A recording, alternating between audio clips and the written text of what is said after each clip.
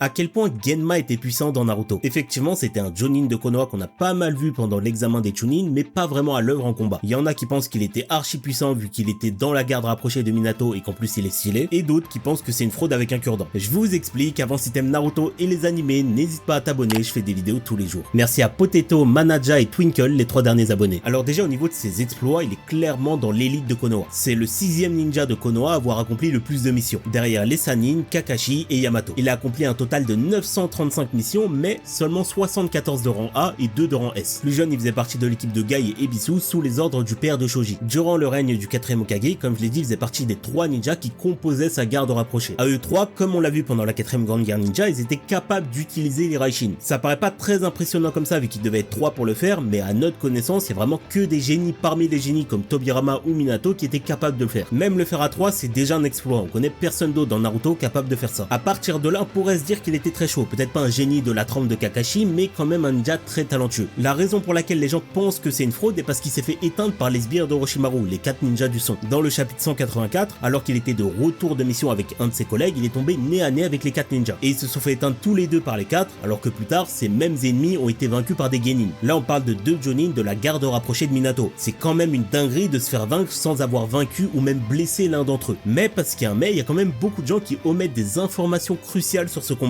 Déjà ils étaient en 4v2, Tayuya nous dit qu'ils se sont tous transformés en stade 2 de la marque Bojit et Kidomaru nous dit qu'ils se sont tous mis à fond. Ensuite Genma, une fois à l'hôpital, précise qu'ils étaient de retour de mission et qu'ils étaient vides de chakra et d'énergie. Ils étaient tous les deux clairement loin de leur niveau réel. Je pense pas que Genma c'était une fraude, mais je pense qu'il est très loin du niveau d'un génie comme Kakashi, et même assez loin des autres sensei.